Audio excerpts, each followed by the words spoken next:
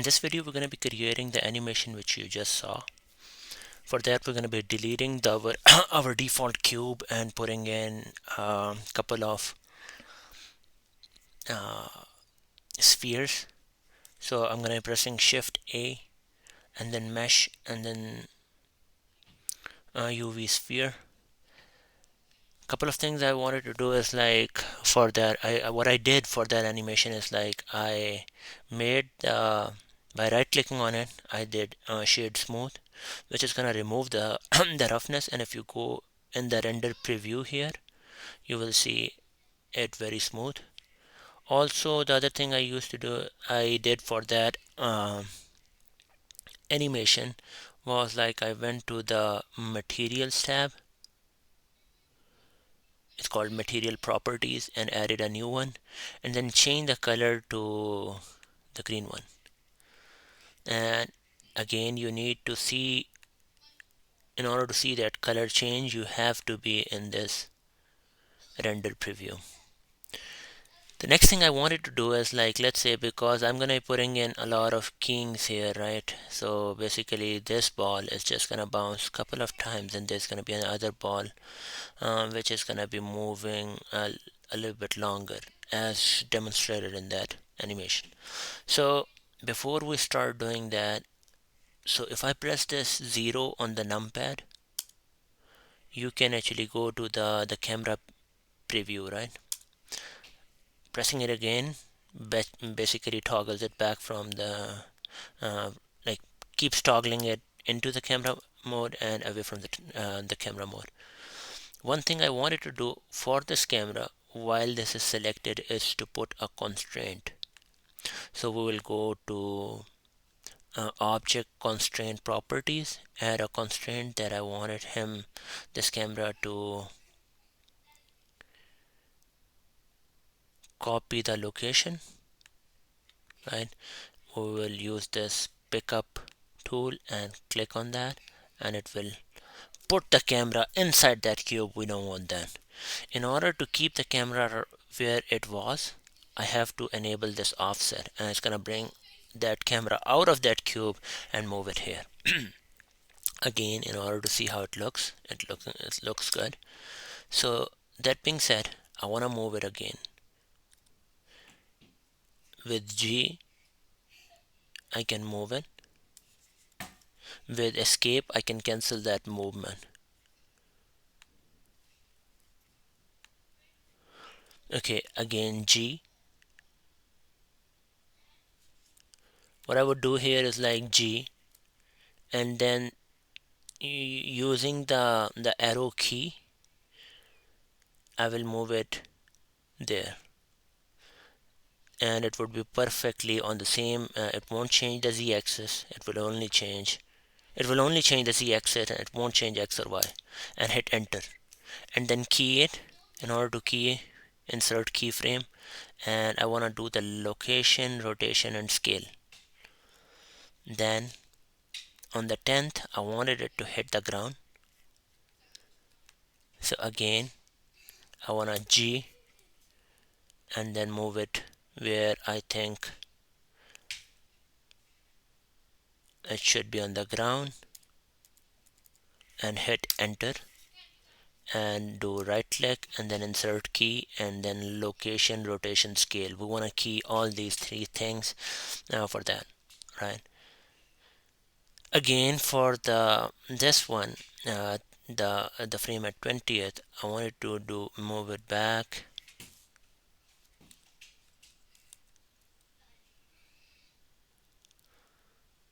here, hit enter, right click, key, this one. And the last one is because we know that the last position is going to be on the plane, so I want to copy it. So in the frame window or the timeline window, I want to click that and then right click and then say duplicate, and then move that duplicate over here. So that would be good. We want our end to be up to 60, right? And then this is good so far. One thing I do want to do right now is like wherever the cursor is, I wanted to do Shift A and then add a plane, sorry, S to scale it like this. Go to the properties material, add a color of red, give a roughness of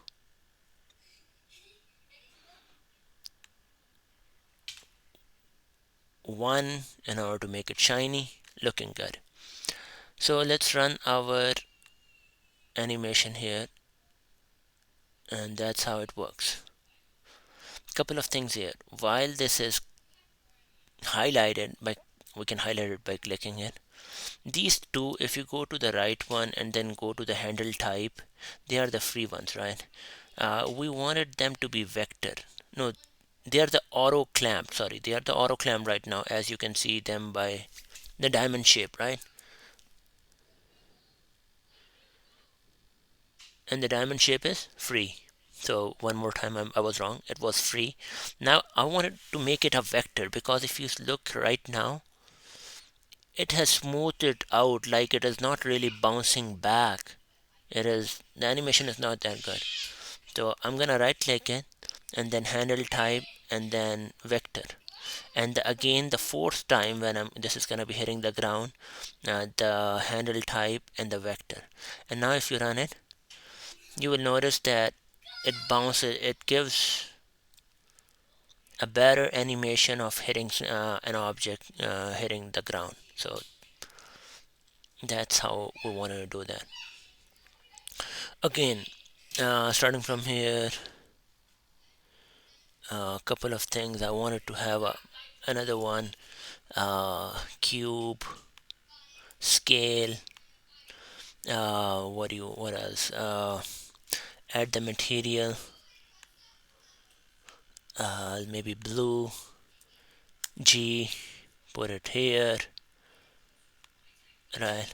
And then kid, again, you would notice that insert keyframe location, that now we are not able to see any of the keys related to which we actually associated with the green ball.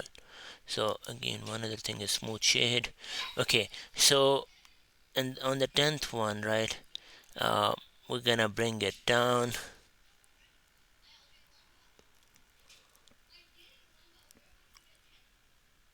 We will get there.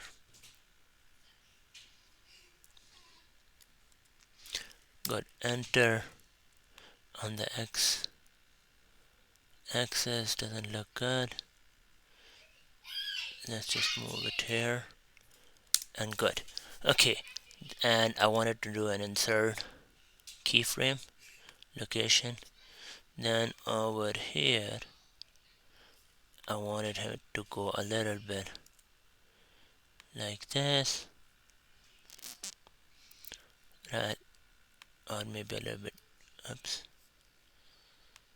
10th is good, 20th is gonna be, move it somewhere here, right click, insert keyframe, and then on 30th I just want to move this, right click, duplicate, move it here, and duplicate, move it at 62. And on the 50th, what I wanted to do is like move it a little bit like this. Okay, and then insert keyframe. Nice. Let's see what is going on here.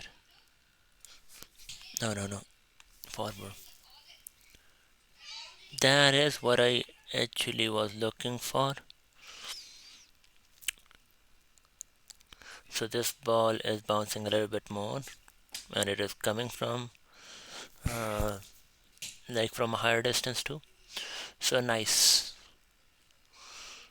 Couple of other things here. I'm just gonna point them out. I won't be doing it in the video, but first thing is the output here. You need to have the output where you want it And I have covered all these things in another video, another tutorial.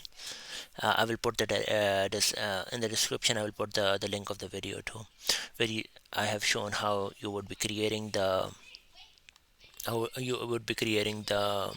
uh, and the animation. So basically, you will fix the output. You will fix the PNG type, which is good.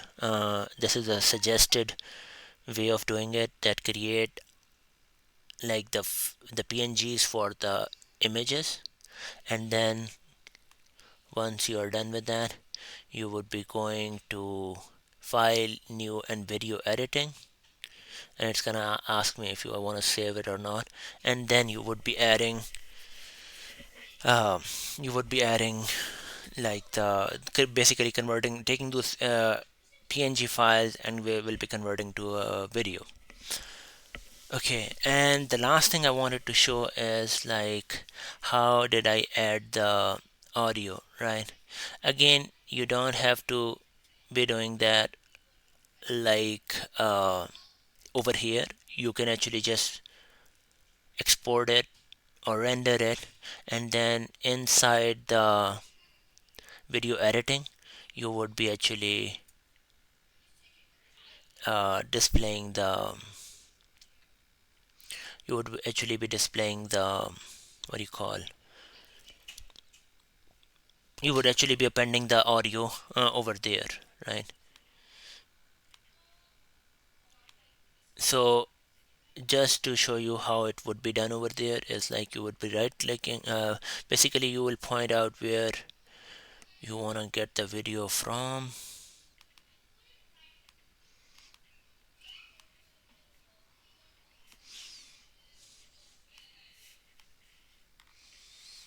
You will drag it, and now if you play the now if I go back to the layout and play it,